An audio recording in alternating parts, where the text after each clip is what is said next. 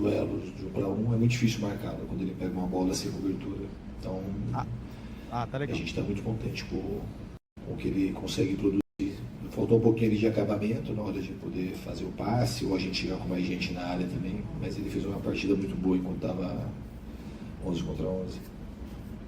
Boa noite, Fernando Diniz, Gustavo Gadelha, aqui do Futebolês. Diniz, o Vasco no segundo turno está entre os 4 melhores times, vem tendo um crescimento muito grande no retorno do Campeonato Brasileiro, e dessa vez, com essa vitória, chega a parte de cima da tabela, né? Fica entre os 10 na 9ª posição.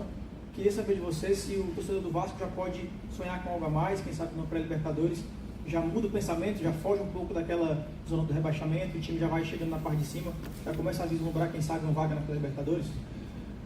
Não, sonhar, o torcedor está sonhando faz tempo, eu acho. Isso e a gente também. Quando você está na parte de baixo da tabela, é muito difícil ficar falando de Libertadores, mas a pontuação do Vasco, depois que eu cheguei, ela não condiz com o que o time desempenhou. Ela vai estar mais bem classificado na tabela. Pelo menos uns 6, 7 pontos para cima no mínimo. A gente deixou escapar pontos assim que estavam totalmente na nossa mão. E agora, com o resultado está acompanhando o desempenho da equipe, a gente conseguiu pontuar bem nos últimos, principalmente no retorno. Existe uma tendência, obviamente, que a gente consegue olhar, não só sonhar, mas de maneira objetiva, olhar mais para cima na tabela. Mas sabendo que o campeonato é muito difícil, e se você não pontua e os outros pontuam, você acaba ficando naquela situação ali. Então a gente está numa situação de meio de tabela. Eu acho que a gente pode olhar não só pela pontuação, acho que pelo que o time desempenha desde o primeiro turno, quando a gente não estava conseguindo vencer, mas jogando bem, o trabalho que está sendo feito, isso faz com que a gente consiga sonhar e se projetar numa posição melhor e sonhar uma coisa melhor para o time. Professor Diniz, boa noite, parabéns pela vitória. Leandro Gilda aqui da Rede ANC. Depois da expulsão do seu meio de campo, do Hugo, você não alterou o time, você não substituiu ninguém, veio com a mesma equipe para o segundo tempo. Isso foi análise durante a partida dos espaços que o Fortaleza estava dando, por isso que você deixou o mesmo elenco para o segundo tempo, ou isso já veio de um estudo prévio antes do jogo? Tenho que ressaltar também que o primeiro gol foi dado através do espaço do Fortaleza. Na realidade, esse time, desde que eu cheguei, a gente treina muitas vezes com inferioridade numérica. Então, é um time que sabe lidar bem com situações desse tipo. E tem um entrosamento tático. Eu não queria abrir mão logo do Coutinho, nem do Nuno, de mexer, porque eu sabia que em determinado momento a gente ia ter posse. Então, não é que a gente teve só contra-ataque. Em alguns momentos, mesmo com a Minas, a gente conseguiu controlar o jogo. Quando a gente teve a bola no pé, a gente conseguiu tanto dar contra-ataque quanto ter controle. Então, tanto o Nuno como o Coutinho são jogadores que controlam muito bem o jogo e conhecem muito bem o sistema, porque eles estão jogando de titular desde que eu cheguei aqui. Então, quando eu fui para o intervalo, a gente só reposicionou o time para a gente marcar no 5-3-1. E quando tivesse a bola, a gente teve um pouco de controle. Quando deu uns 10, 12 minutos, já vi que estava ficando para o Coutinho, estava ficando muito sobrecarregado para ele poder chegar no ataque, ter que voltar e marcar quase como terceiro volante, e o Nuno também.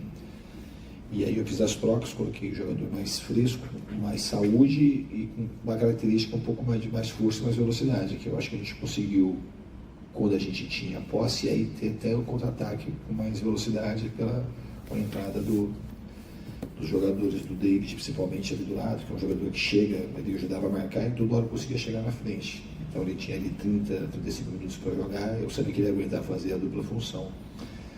E eu acho que todo mundo que entrou hoje contribuiu muito. O Puma entrou muito firme, ele fez um esforço muito grande para vir lá da Ásia, para chegar aqui e se colocar à disposição para jogar. Então acho que o time hoje foi uma vitória das mais importantes e das mais difíceis que a gente teve no campeonato. Diniz, boa noite. Nos últimos jogos você já vinha fazendo alterações no ataque, especificamente com o Verratti, durante o jogo. Assim, ele não vinha ficando até o fim do jogo em algumas partidas. E hoje você fez essa alteração já de cara. A minha pergunta é a seguinte: isso é algo que você pretende usar essa formação ou esse tipo de formação com mais frequência? Ou você vai analisar o uso caso a caso, dependendo da estratégia do adversário, o uso dele ou não? Hoje deve vir esse ataque dessa forma mais vezes? O Verratti é um dos titulares. Hoje, o jogo com uma expulsão tinha muito sentido ele entrar na partida de hoje, mas ele é um jogador, para mim, extremamente importante. Ele continua sendo nosso grande capitão, nosso artilheiro, e ele é um dos titulares. Não dá para falar que o Red é reserva aqui do Vasco. Ele é um dos nossos principais jogadores, nossas principais lideranças, nosso artilheiro, um cara que tem carisma com a torcida, tem carisma no vestiário, pessoa que todo mundo adora. E hoje ele foi muito importante. Hoje ainda era aniversário do Veguete, tentou uma vitória para ele de presente. Ele é um cara que a gente conta demais aqui. Boa noite, Diniz, Samuel Souza da Rede Multi. Diante da incerteza, hoje no gol da seleção brasileira, certo? E pelas atuações que vem tendo nessa temporada do Léo Jardim, acredita que eles sejam um dos nomes que possa se inchar na Copa do Mundo ano que vem? Eu acredito, muito. O Léo é um dos grandes goleiros que eu trabalhei na minha vida, desde quando eu joguei e agora como treinador. É um jogador muito técnico, muito forte, muito rápido, que cresce em jogos grandes. Então ele certamente ele é um postulante para ir para a Copa do Mundo. É um jogador que tem muito talento e trabalha muito. Então é um cara que vai se colocando também aí no radar para ser convocado. Boa noite, Fernando Diniz, Ednardo Souza, TV União e Rede Multi. Após 22 anos, o Vasco venceu o Fortaleza aqui em casa, quebrando um tabu. E no final do jogo, a gente viu você empurrando seus atletas de forma correta para não cair na confusão. O que você quis passar aquela mensagem, tipo, não cair na confusão, não perder um atleta? Qual foi o seu intuito de tirar os seus atletas daquele momento? Acho que tem muita coisa ali envolvida. A primeira coisa é de sair da confusão mesmo. Não tem sentido, depois do jogo, a gente ficar brigando. E a gente tem jogo contra o Fluminense daqui a pouco.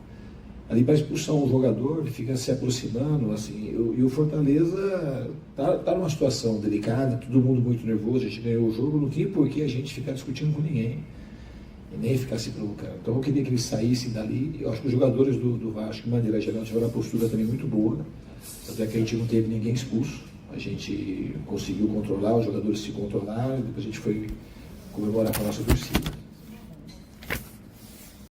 O Vasco começou o compromisso visualizando a equipe do Fortaleza, que estava jogando em sua casa, assustando o Cruz Maltino e aproveitando o mau posicionamento da zaga Cruz Maltina e quase permitindo a abertura do placar em duas oportunidades muito cedo. Assim, os sustos serviram de alerta. O Cruz Maltino conseguiu ajustar a marcação e passou a controlar o compromisso a partir dali.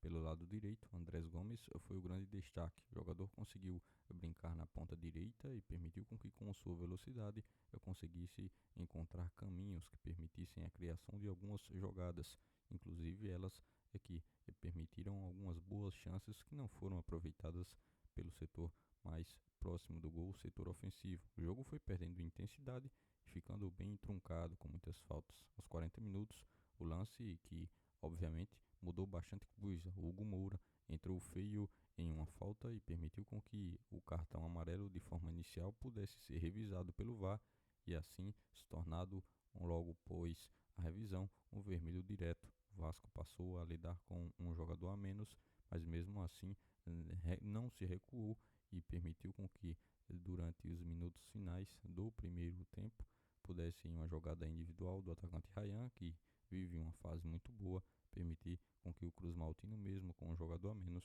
pudesse ir para o intervalo com um gol marcado e uma vantagem no placar. Com um jogador a menos durante todo o segundo tempo, o Vasco teve de enfrentar um verdadeiro sufoco e o Cruz Maltino conseguiu lidar bem. Através de Léo Jardim e sua defesa, o Vasco conseguiu passar ileso e ainda conseguiu, no finzinho do segundo tempo, permitir com que um segundo gol fosse marcado através de David e permitiu uma vitória importante fora de casa do Vasco, que sobe na tabela de classificação ao somar mais 3 pontos na classificação atual.